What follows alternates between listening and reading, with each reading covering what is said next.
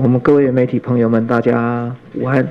谢谢大家今天仍然能够来关怀国人的健康。那今天我们的记者会仍然由我们陈指挥官亲自出席。我们的陈副指挥官也同时也到了，也在记者会的现场左侧。那我们的召集人专家咨询小组的召集人张尚存张教授在我们指挥官右手侧。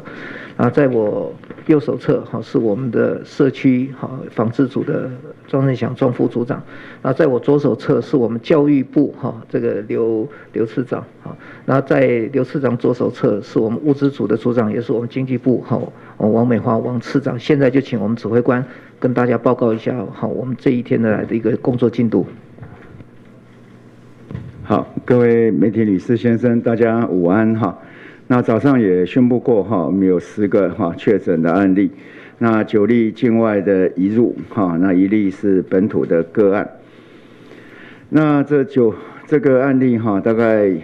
本土个案是未满5岁的男童，早上也跟大家报告过是案365，为案343跟356同住的家人。那3月25日起出现发烧的症状，4月2日343检验为阳性，经卫生单位接触采检，那今日确诊。那目前这一体家庭的群聚的343、356到365，目前我们共掌握了175位的接触者，那有将近40位是在居家隔离。那整体大概那个幼儿园也先就停课2周。那另外呢，我们的9例案例的境外移入有5男4女，那年龄介于20多到40多岁。那入境日3月21日到4月4日，发病日到3月10日到4月4号。那去过的地点大概是从美国的3个那英国有5个，那其中有3位有到过冰岛，那印尼1位那这里面呢，大概364在美国工作，3月10日发病，3月30日入境主动的通报那但是呢有采检，但那个时候采检是阴性那在居家检疫期间那因为他们待了一个班机那这个班机里面确诊的人很多这里面大概从364到我们今天的371、372在今天确诊。那其实这个班机在前面里面有325、328、329他们都是同班机的。那因为刚才讲说我们364它是因为同班机人很多，所以都被我们匡列了那所以就是在居家隔离的接触者，那又有身体的不适，所以我们又再采检，那所以再确诊。所以这案子应该就是说在机场进入的时候，他有主动的通报，那也采检的，不过那时候是阴性。那后来是因为这同班机的人有多位的确诊，那把它列为居家隔离的对象，那再有不舒服的时候，所以再采检，那这时候就是变成是阳性。那按366、367就读在英国同一所的学校，那4月2日一起返国，那他们都是在居家检疫的期间里面，4月2号、4月4号发病，然后采检，然后确诊。那370、371是家人在美国就学及工作。那3月30日入境后，内列为居家检疫。那因为他们就是刚才讲过这个371有一个跟364是同班机364同班机，那上有其他的旅客是确诊，所以列为居家隔离的对象。那2人4月2号、4月4号发病，所以就医采检。所以这个都相对的都有一些都是一些密切的接触的好，那372、373是家人372、373，我刚才是讲错了，是吧370、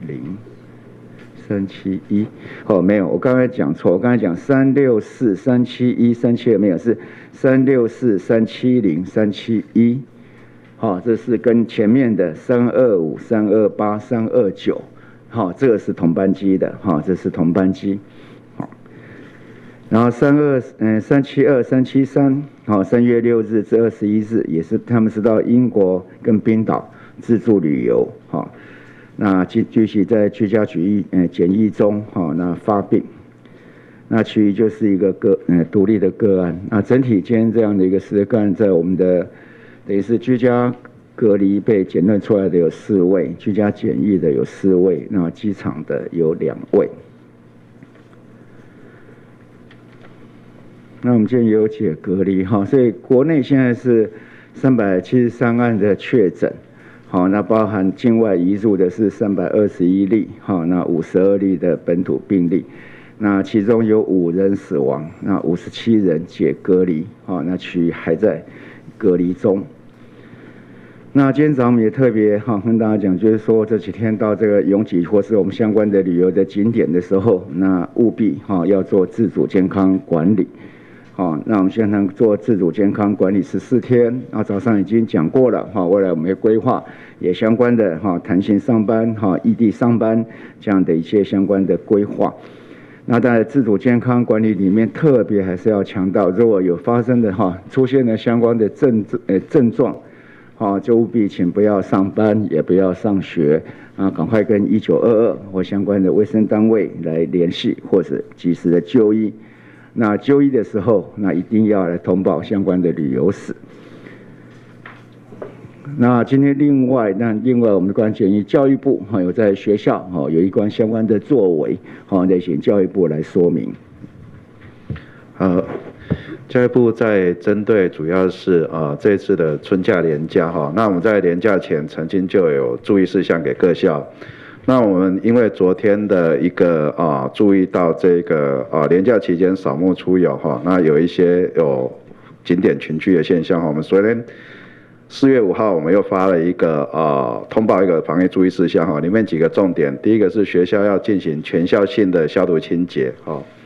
而且必须要提高校园消毒频率。那除了教室、宿舍、餐厅、图书馆之外，也要特别注意到厕所、实验室、研讨室这些地方，而且要维持良好通风。第二个是学校在师生返校返回宿舍的第一时间就要严格的执行师生的健康监测。那之前主要是在量测体温，注意是否发烧。那现在我们加进去针对遇有呼吸道、失去嗅觉、味觉等症状者，就要立即请当事人佩戴口罩，而且立即就医或在家休息然后进行自主的健康监测。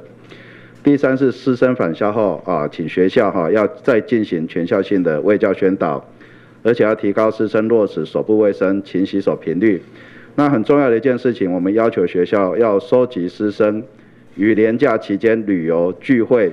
与其他集会活动等轨迹与健康记录，以利日后可能需配合疫情调查之用。那如因隐匿特别是如果学生因隐匿而造成日后校园防疫破口那学校就依校内的奖惩规定来追究责任。那今天我们也会再有一个通报出去会请学校把调查的结果回报以利这个我们整个以配合指挥中心那以利我们整个那个我们在防疫跟这个医疗体系的运作可以迅速的得知国内的旅游史。那再来是我们也请学校提醒师生，在连假结束返校14天之内自己要提高对自身健康的警觉，而且要每天量测体温，如发现身体不适，也是要立刻佩戴口罩，立即就医或在家休息然后同时要及时的通报学校以上。好，谢谢谢谢教育部。那我们在第3波大概4月9号我们就开始我们的第3波。那第3波的口罩的预购那到现在为止我们的就是登记的量是199万嘛这讲过。那到现在为止的付款成功的有172.7万人。那但是从这个礼拜四4月9号起那我们就是可以买大人的口罩14天9片，小孩子的口罩14天10片。那不管你的年龄大小你都可以做这样的一个买大人的口罩或买小孩子的口罩的这样的一个选择。然后第二个，我们也可以让就是说对在国外有2等亲可以寄到国外去。那相关有一些的程序那我们是不是请王次长跟我们说明一下？好，各位好那同步在4月9号的时候也会实施开始可以把口罩寄到国外去那我就简单跟各位介绍一下流程那我们呢基本上呢会让大家可以在线上申请。那线上申请的部分呢，我们线上会有一个申请表单会有一个申请表单。那这一个的网址呢会是 eMask eTrade government 的 TW 你从经济部的网站进去也看得到，从贸易局的网站也看得到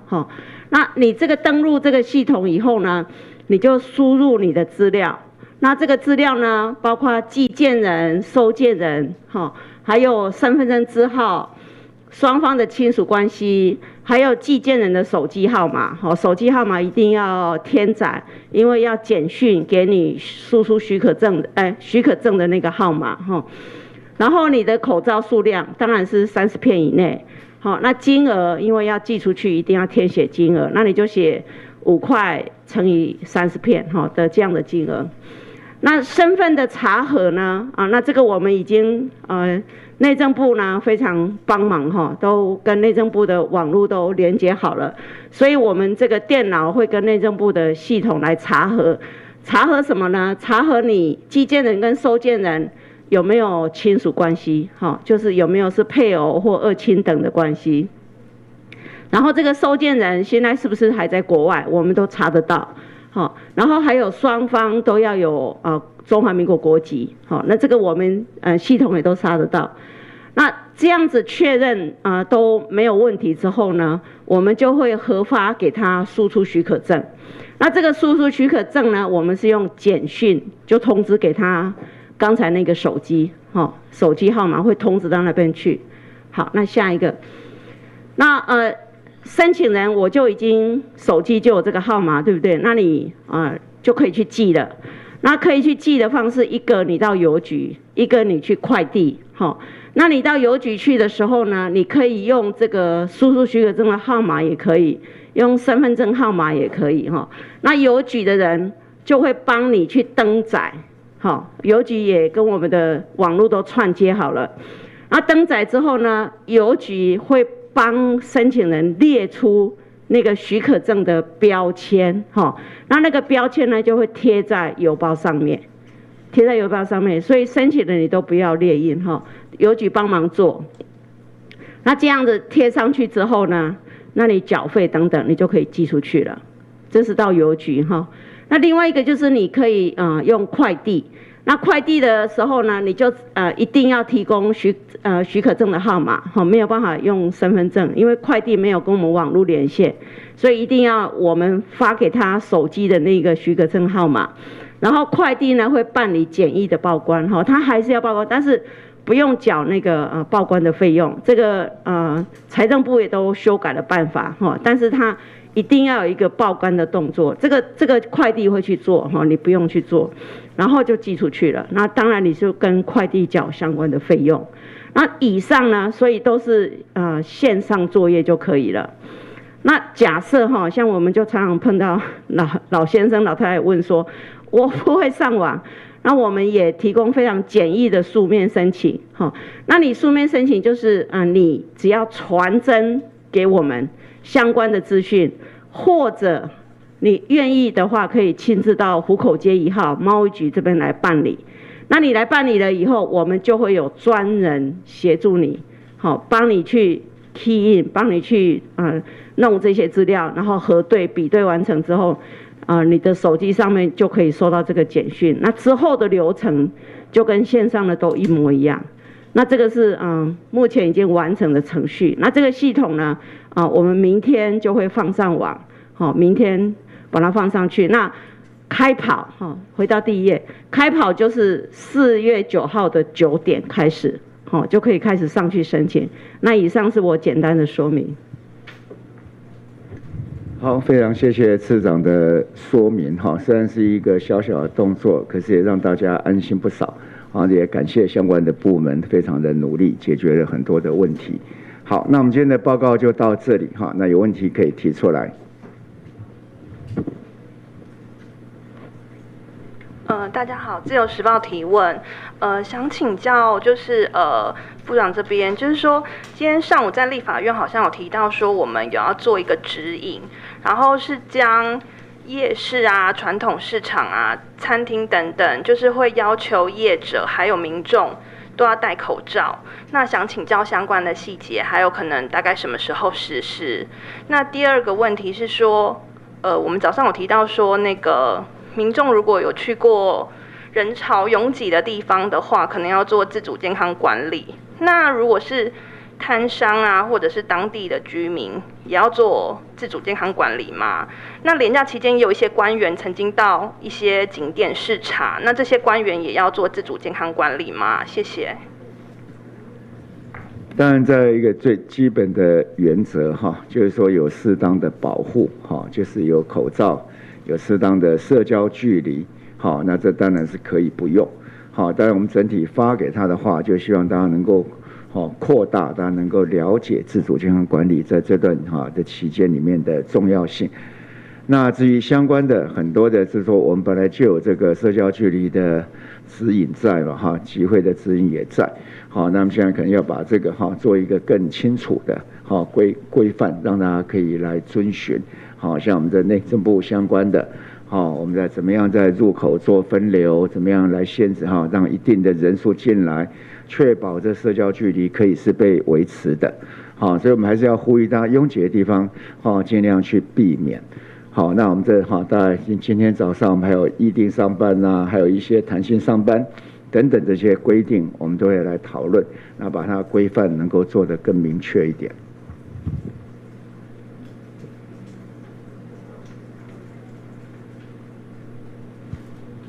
部长您好，那个台湾醒报提问，早上那个台大公卫学院有提出一些建议，就包含说为了确保疫调没有漏网之鱼，就是应该在社区确诊者的社区里面进行抽样的检测，还有就是优先检测医院跟长照机构医护人员，然后还有包括这个就是室内跟户外的活动总人数应该以社交距离2公尺和分别为2公尺跟1公尺来规范那个活动总人数。然后不知道指挥官这边有什么意见吗？相关的这些怎么样去计算它的密度啦很多我们都可以来做相关的讨论。那专家的意见我们可以移到我们的专家小组来请他更进一步的确认。那很多的建议都很好，那要做的时候基本上还是要有一些步调了那我们专家小组来看怎么样的步调是效率最好的，我们来研议。部长您好 ，ET Today 询问，想请教今天公布的本土病例4岁的幼童哦，他跟爷爷奶奶相处的情况，他们是同住吗？还是有怎么样的一些密切的接触？不知道可不可以跟我们分享一下？然后有观察到他们的密切接触者有175人，然后40人居家隔离，这么多的人，大概是从哪一方面的接触？大概匡列的是哪一些对象？第二个问题是刚刚稍早自由有提问的，就是夜市、传统市场等餐厅有要求业者民众都要戴口罩，这个指引是近期会公布吗？那大概什么时候会实施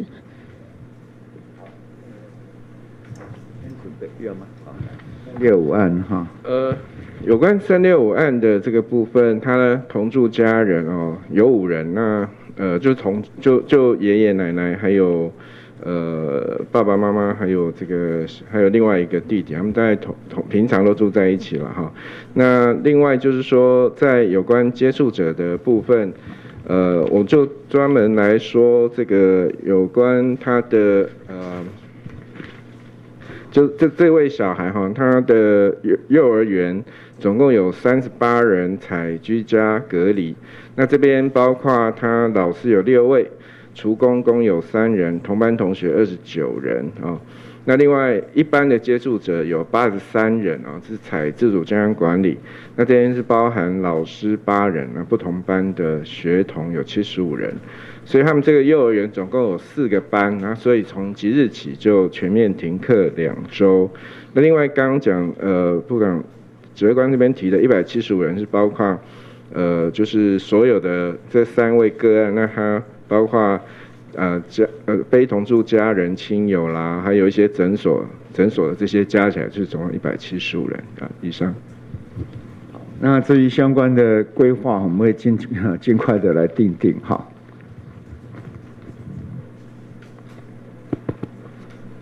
放言请教张医师，近日有提到说确诊案例中腹泻的样态比例增多嘛？那因为连假刚放完，想要请教张医师，这些确诊的腹泻，它是只腹泻一次吗？那它会自动的痊愈或缓解吗？那会这样问是想说让大家可以判断，不要去轻忽这部分。那第二就是。之前那个国外旅游史是一个重要的判断标准嘛？那民众现在审查自己健康的时候，是不是已经不要受限于这个判准？那第三也是想请指挥中心协助，就是在这个安全距离之外，有一些餐厅像是酱料 buffet 啊，或者是面包。都还是暴露在空气之中，那这部分是不是也能给业者一些指引，让民众可以更安心去消费，支持这些产业？这样，谢谢。好，有关于确诊者发生腹泻的一些状况，有从比较轻微的腹泻，那或者时间不是很长到维持很多天的腹泻。那包括很厉害的腹泻，一天可以拉个5、6次、7、8次的都有。那基本上我们当然还是觉得比较严重的腹泻，我们会比较担心一些，或者说持续腹泻不停的。那我想，昨天会后也有一些媒体朋友也有问到相关的议题哈。我们平常在一般的生活当中，其实大家都经常都有经验会有腹泻的状况，所以这样子在没有任何特别的接触史、旅游史的状况下，其实是不需要把腹泻当成那么担心，说，我拉了一次，就拉了1天，我就是不是有可能是新冠的哈？就是目前当然在我们专家小组讨论里面，觉得还是不需要那么太过于担心，因为我们日常生活当中确实有很多的状况都有可能会出现腹泻。包括我们即使腹泻有所谓的群聚现象，学校的食物中毒啊，或是这个餐厅有这个污染的状况，造成这个诺如病毒的群聚现象，我们的轮状病毒的群聚现象，这平常我们就非常非常的多，所以这个不会因为我们这一段时间就不会有那些的问题哦，所以这个部分我们还是比较集中在有所谓的国外这样的一个旅游史，或是跟国外旅游回来的人接触以后，那是比较我们需要特别担心的。那至于提到相关的贩卖或第一线会接触到很多不特定的人，好，基本上我们在规划上一定要请他们要戴口罩了。好，那至于说怎么样来一步一步的来，那我们详细的规划再跟大家来做报告。好，不好意思，东森电视这边提问，因为目前还是定调在零星的社区感染，那想问一下，如果之后比较爆发比较大规模的社区感染的话，以目前的医疗量能来讲，包含是护理人员跟呼吸器，还有病房的部分，目前都是足够的吗？谢谢。目前是绝对够了哈啊，那因为是要跟大家报告。好，我们一直始终很注意在监视我们国内负压病床的一个使用状况。好，那目前我们还有4成多的负压病床是空着的，所以说在这部分目前这样看起来照顾是够的。那至于说呼吸器的部分，我们现在大概总共的话将近1万台国内1万台的呼吸器。好，那统计起来大概我们有大概1200、1300的呼吸器现在是可以使用的。所以说在目前整个量能看起来的话，我们应该还是可以。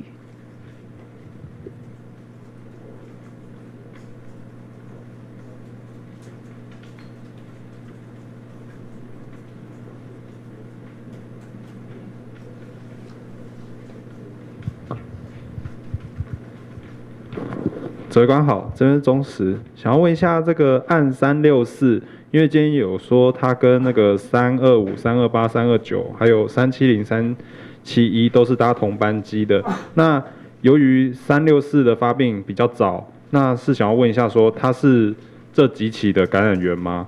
那这整个的感染时序可不可以说明一下？那再来就是说我们有对该班机做匡列，或是去寻找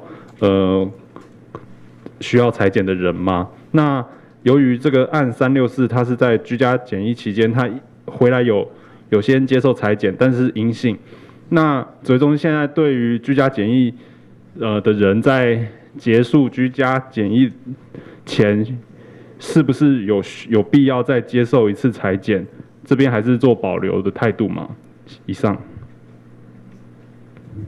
大概里面那个相关情况，我们这其实都匡列了了哈。那至于在问说在居家，我们现在大概就2个嘛哈。前端像这里面今天有2位在机场的，好，他们就在机场采检之后，那直接就到集中检疫所。好，那到阴性了以后，我们回家居家检疫。好，但是从这个364案子，大家也看到，就是说，其实在这些情况，有时候采检的时候，确实它的病毒量不足以检测出来。所以，纵使在机场被采检阴性了，好，那回到家里还是要确实遵守居家检疫的相关规定，好，不能因为这样子而就放松了我们的戒备。那至于在居家检疫要结束的时候，好，我们现在也已经启动，就是请我们会列出相关的一些症状，然后请那个要解除检疫前要先填列，那然后由我们的护理师的团队来做判断，然后再予以电话关怀访问。那如果有必要的话，我们会采检，现在采用这样的一个方式。那至于364的个案，是不是请哈？有关364的个案，目前因为他做的是3月30号从美国纽约回到台湾的是 CI 011的班次，那该班次到目前有10位的确诊哦。那我可以稍微念一下，就是319、325、326、327、328、329。好，319，然后325到329，然后346、364。370、371啊，这总共10位啊。那所以这一位虽然说他的发病日比较久，比较前面就是说比较早一点，但是因为他是在机上，像有的是一回来就采检就检验，所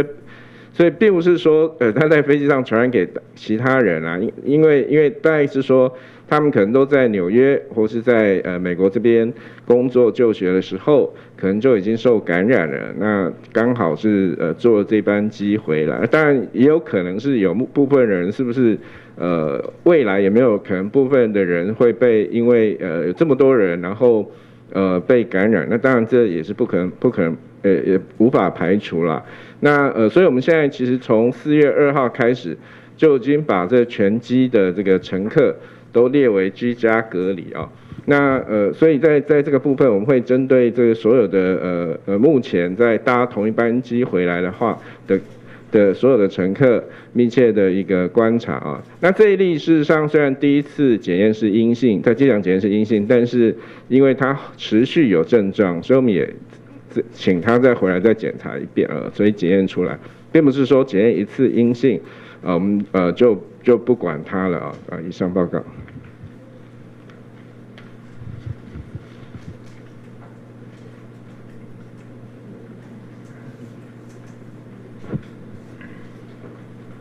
你好，民事，请问，网传在台湾念书的这个中生呢，想要拿刀架在这个指挥官脖子上，希望台湾疫情爆发。那对此，这个指挥官这边有没有做一些回应啊？因为这个稍早好像有一些新的进展。那在第二题想要请教，因为早上宣布11个景点的人要健康管理了，那有安亲班就实施的预防性的这个停课。那请问指挥中心这样适不适合？谢谢。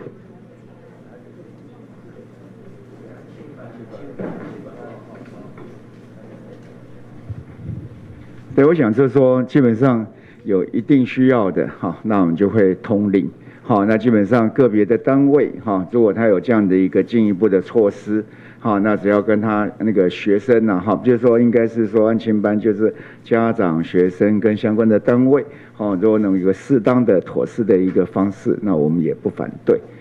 好，然后早上其实大家已经问过这问题了哈，就那基本上，好，那是就无聊了哈啊。不过最重要这样子了哈，就是防疫团队。那是所有一个团队的成果，并不是我一个人呐。好，那我是可以被取代的哈，这是没有问题，因为我们是一个 team work， 好，并不是一个人只有一个人在做事情，是所有人一起做事情。那我代表大家出来哈，表达各种情况，那我们的因应的措施，让大家去了解。好，大概是这样。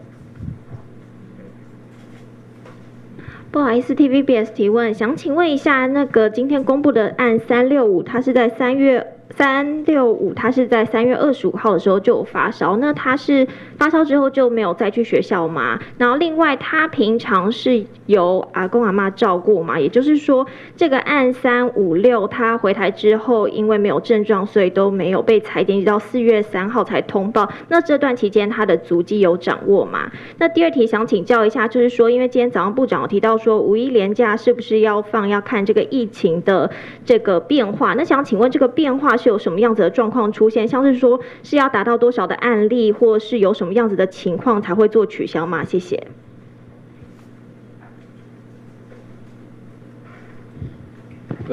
有关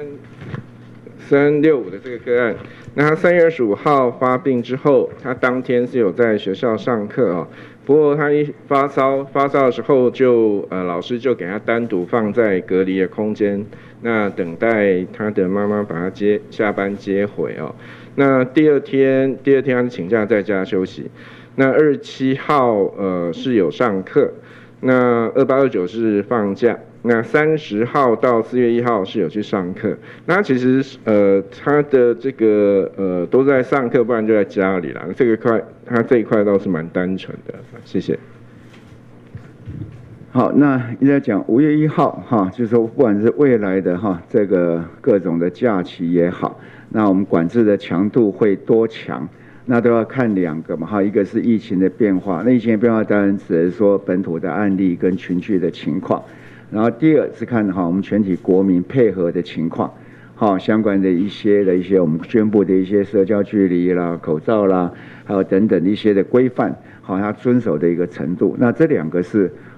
互相在影响的啦。好，如果像今天我们这样，大家的国民的水准很高，大家都维持得很好，好，所以我们今天还可以相对的正常的生活，比起国外大多数的国家，我们都是在正常的生活。但如果就是说像有一些国家根本就需要这样子在街上这样打，大家才会配合，那当然很快就会关闭很多的一些，就采取很多更严厉的行为。好，那我们现在靠的还是我们国民非常高水准的配合，好，所以我们把疫情控制于这样范围内。好，所以在目前来讲，并还没有要进入到很严格的那样的一个限制的一些行动。不过我们还是不排除各种根据疫情的变化所做出来的决定。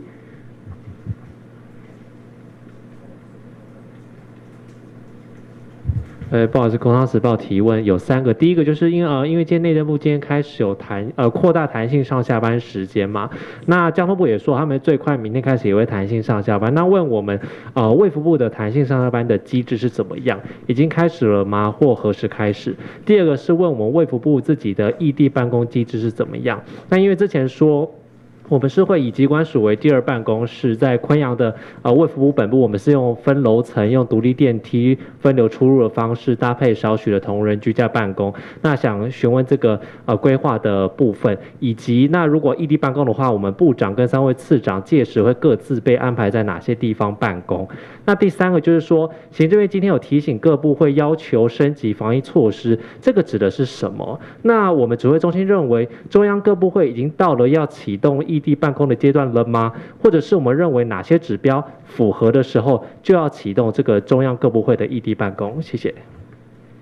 那这异地办公它也是一样，现在大家都在等于是在演习的阶段，好像内政部也开始，那有一些弹性的措施，其实现在都可以开始来做。好，那没有问题。那个我们日常在办公的影响并不大。那怎么样规划？有些人早点上班，有些人晚点上班，好，上下班的时间把它错开来。那第二个有哪一些部分，好，可以在居家或在别的的办公的处所来做，总是让大家人的距离好越远越好。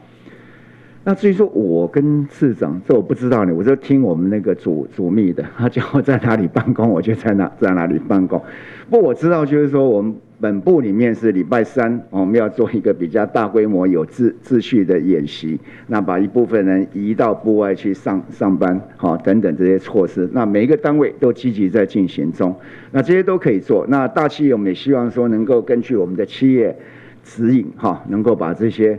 该要做的这些事情先准备起来。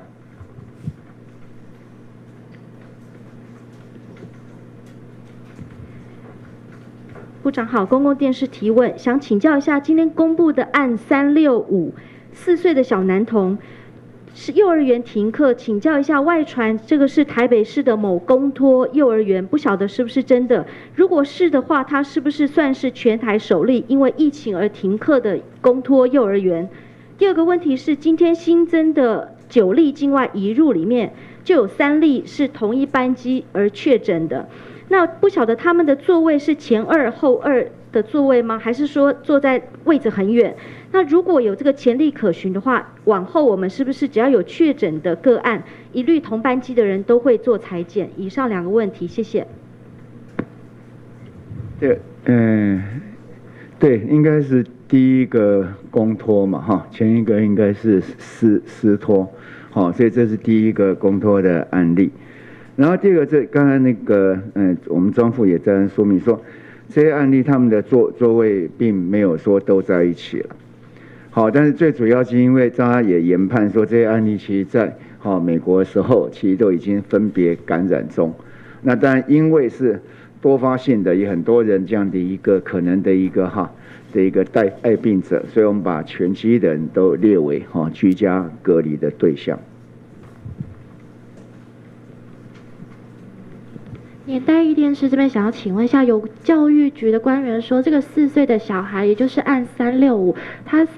他的学校4月2号就已经全校大消毒，那是否有可能4月2号幼儿园就知道确诊，今天才公布？那再来是不是说2个确诊全校才停课吗？那这个公托为何1个确诊就全校停课？第二个问题是口罩政策，新北市长侯友宜认为，在不浪费之下满足民众基本需求，但上班族还有上学的学生，考虑到他们周1到周5上班上课1天1片，14天应该给足10片，那指挥中心这边会考量进去吗？谢谢。4月2号应该是知道他的那个祖母有阳性的一个确诊啊。那我记得应该3、4、5就应该就是开始放假了嘛。所以我不太清楚说所谓的4月2号就开始停课这是什么意思啊？那另外就是说，可能是要消毒或是怎样。那因为他有多上了就是说刚刚有说过他从3月25号发烧之后。那有上了大概4天半的班啦那所以有针对他有接触的这个同学啊，跟其他的不同班的同学，那可能都有接触啦，所以因此这样，所以就有些也隔离了，那另外也自主健康管理，那因为做这些措施，所以不得不停班应该是这个意思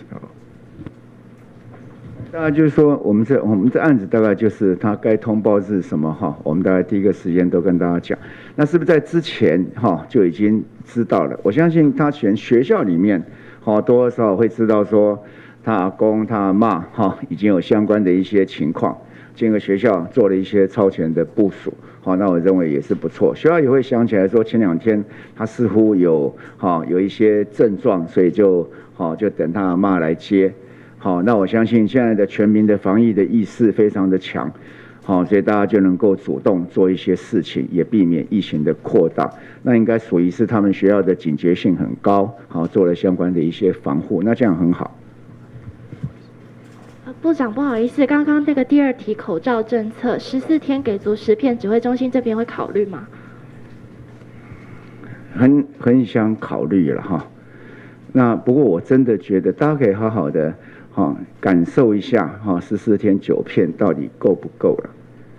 我觉得其实我有时候看到一些口罩被丢掉，大家用完了不是用完就是没有尽到它的一个利用价值。然后就换了一片新的，其实我们看的都很痛心。经济部也在后面，经济部每赶一片口罩，那每一天都被我们这样追着跑。所以这个准节使用，我从一开始，从最早我从7天3片就一直开始觉得说大家要准节使用。那我不敢说我不考虑了，我不敢这样说，但是我真的是拜托大家，如果在准节使用之下。如果真的是这样不够，那我们再来考虑这件事情吧。像真口罩也很好啊，对不对？我们都做了很多的一个科学的证明。那口罩套也很好啊，可以让你多用个1天。那每天回去把口罩套洗干净，也顺便把手洗好来，这也都很好。一些卫生的习惯可以让我们这些防疫的物资可以能够稍微省一下，我们就尽量省。我们并不是说。为了要援外，我们非要这样省，是全世界的人大家都应该一起省。这是一个一个非常重要的物资。那大家可以感觉看看的14天9片，我觉得都会够了，再加上一些小方法。因为每一个人，那有人他家里也不是说全部都在上班啊，对不对？你要家里上班，那上班真的要1天1片吗？像你们上班是1天一定要1片。那不见你第一份拿起来把它晾干来，所以我还是你问这个问题很好了那只是一个，这不是无关乎政策，只是大家对一个这样东西的一个判断。那在我觉得，很多人说要1天1片，有人说14天10片，到底多少够？所以我不敢讲，那跟大家的自己的生活习惯有关。只是我觉得14天9片。应该是相当足够来使用了那市长有话说。我补充一个小故事啊，那天我也是从媒体上面看到，就在基隆有一个这个我忘记是小3还是小1的一个小女生，跟她爸爸2个，就是从口罩政策开始实施之后，他们家人就是该用则用，该省就省下来，结果他们家人省了80片，去捐给他所在地的派出所。所以表示，其实大家只要能省着用，那相信一定是够啊。你好，大一电视想要请教有关于，教育部有公布说学生要尽快的回报连假，可能有到过哪一些景点？那目前的状况是有症状才要戴口罩跟停课，所以目前不打算先强制学生戴口罩吗？第二个问题是，假设说学生有状况之后停课，那么他是要请什么样，就请假以及补课的措施？想再询问一下，谢谢。好，教育部先回答第一个问题关于口罩，我们在上礼拜就针对这个在指挥中心发布社交距离的时候，我们已经有通报下去那基本上是如果我们对特定人聚集的定义很清楚，就是一定要有固定座位。而且要能够保留出席记录，就是你要固定座位，保留出席记录。那如果没有办法做到这一件事情，就不算特定人聚集。那如果是这种情况下，就是要严格的维持社交距离。那如果不能做到的话，要么是分班上课，要么就是调整他的教学方式，譬如说大班就调整为线上上课，否则就是全面佩戴口罩。这个我们已经要求下去了。那现在就是高中以下的学校，大概是可以符合，就是他们都有固定的这个座位，而且都有保留出席记录在教室里面。但是如果一旦进入近距离交谈，也是要佩戴口罩。这个是我们已经明确的通告给各个学校。这是第一个问题。那第二个是那个如果是因为有症状停课的话，我们都是请学校要最大弹性来处理，基本上就是不要再把它记录应该是说这个就是我们请学生要配合防疫的需求，所以这个的请假一定是以最大弹性来处理。我们以前本来就规定在学校，我们说有症状，那就尽量不要到学校，在家里面休息。那今天早上我们也特别在强调说，有旅游史也有症状的时候，我们是禁止上学哈。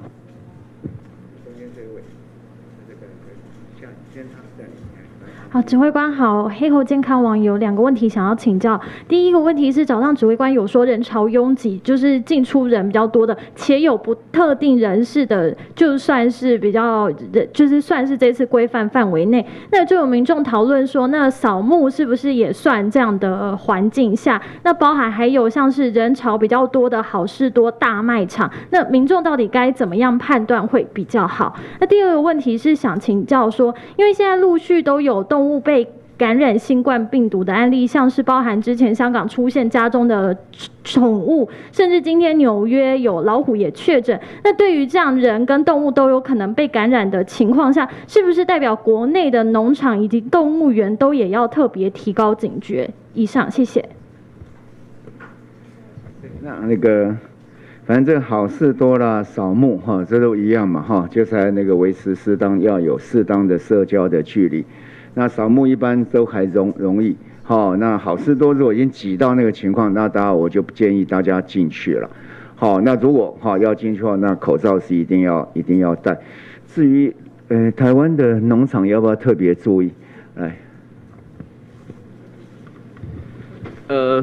目前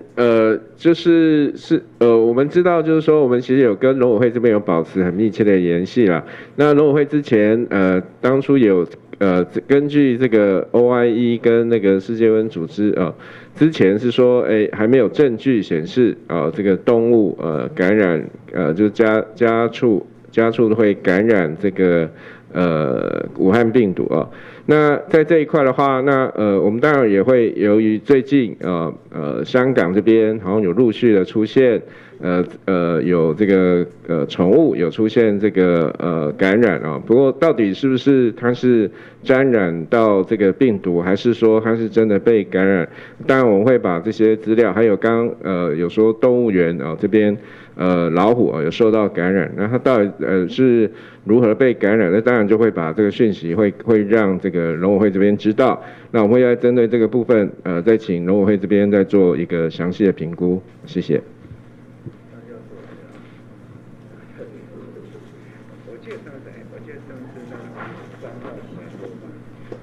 你好，联合报这边的教育记者想要提问，有关于现在已经有一些学校公告说，假设连假期间有去过那些旅游热点的，无论有无呼吸道症状，要求学生一律要休假7天。这个是否会影响到学生可能的休课权益？那教育部认为无症状的学生需要强制停课吗？那会不会要求学校要适课补课，或者是采行远距教学？那至于幼儿园的部分，有没有补课或退费的问题？谢谢。学校应该是说，如果有些学校这样做的话，那我们基本上就是说这些学生的那一个学习权一定要照顾所以这种情况学校是可以改变他们的那一个授课方式，但是其实我们有一个非常重要的前提，我们一直在这期间，我们一直在跟学校提醒，就是说学校的如果执行这种是要配合整个社会的防疫需求，所以绝对不可以你今天请学生不来学校，结果反而学生在外面啪走这是我们一再的严格的警示学校，就是绝对不要发生这样的事情。也就是学校如果对自主健康管理，他们想采取更进一步的做法，那学校就要确保2件事情。第一件事情是学生真的是在自主健康管理，第二件事情是要确保学生的就学的权益当然如果因此而衍生的，譬如说学生对这个相关的杂费或者是这个这应该学校就要依照这种情况，因为是等于是学生是配合学校的防疫需求，那学校应该就要来针对这样的情况来进行一个处置才对这个是我们现在的加部队这件事的态度。那还是一样，任何的授课调整前提是为了协助防疫不能因为授课方式的调整，反而去造成大家趴趴走或在外面群聚那这我们是绝对希望学校务必要确定做到这一点。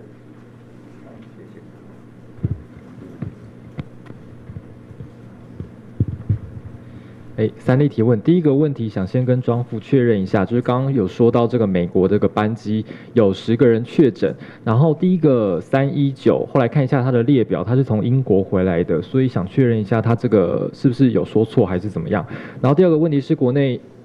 实施这个居家检疫或居家隔离的人越来越多，然后如果说他的朋友或者是其他的人知道他是居家检疫或居家隔离的对象，但是还是执意要去找他，或者是跟他见面什么的，那这些人会不会有一个罚则？谢谢。我相信这样子刚刚有讲错吗？可能有，因为我想没关系，我们等一下就开一个清单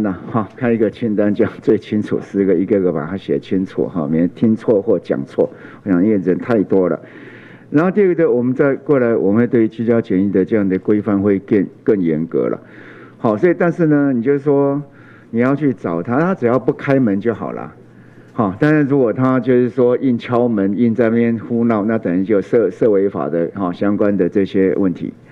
但是我们在为居家检疫来讲，我们以前对这样的一个访客其实我们是比较站在一个比较有弹性的情况。但是未来我们会做一个严格的规定。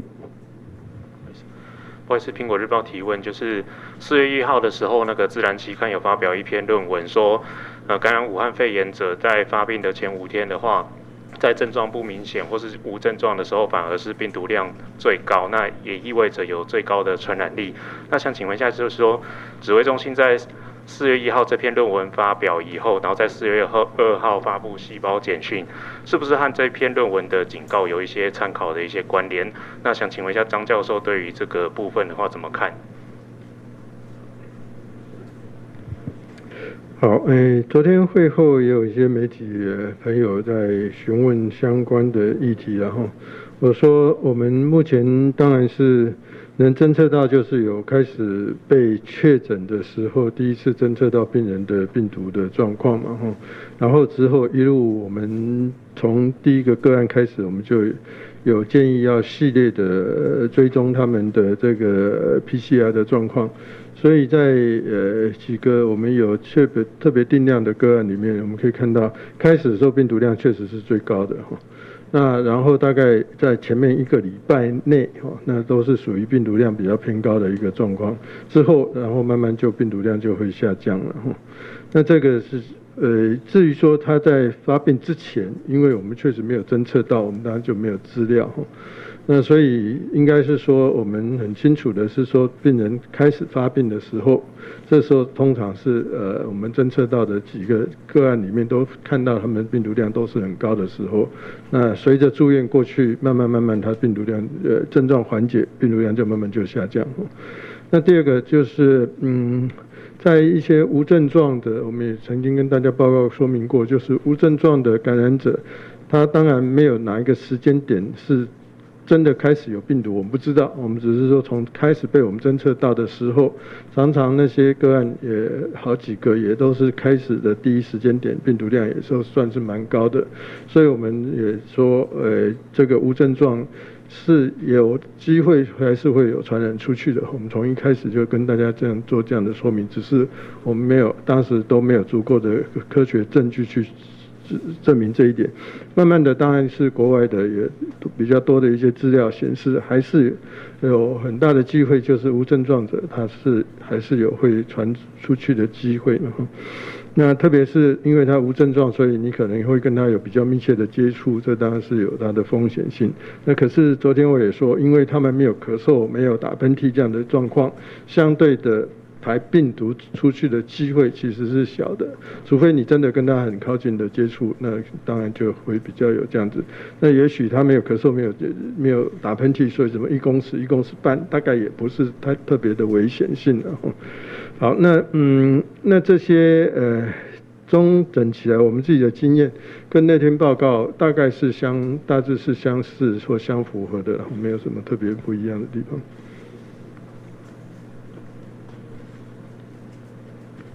您好，中天新闻请教，想问一下，就是针对5·1连假，我们是不是有一些针对旅宿业跟一些景区，会有一个人数或分流上面的控管的指引或政策可以提供？那另外，在台湾目前有5名是12岁以下的确诊者，他们都有一个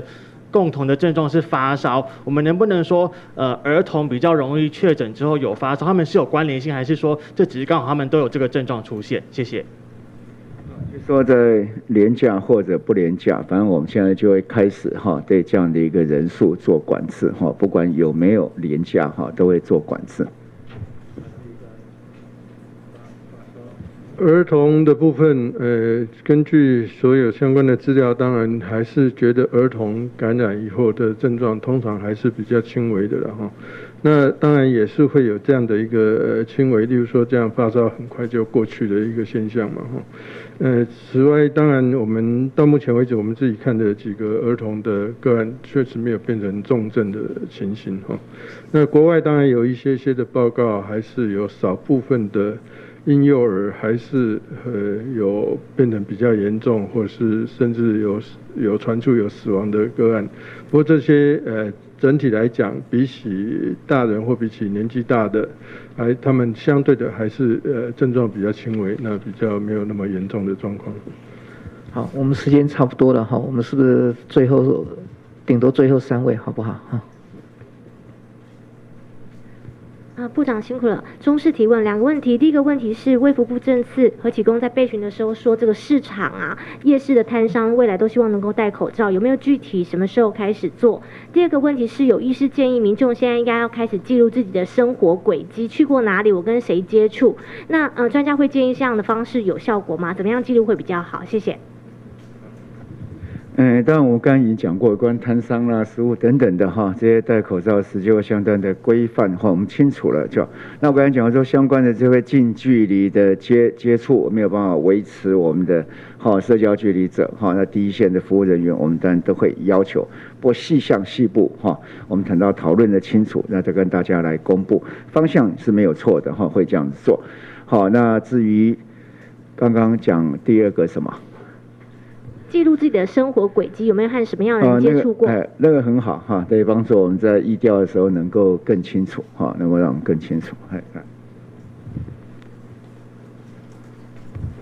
你好，华视提问，因为现在陆续有越来越多的公司都要求有到过这11个国家级警报景点的员工要在家工作。那因为指挥中心之前有说是用大数据的方式去统计这11个景点，那想问说，那可能像是逢甲夜市，其实当那个连假的时候人潮也是蛮多的。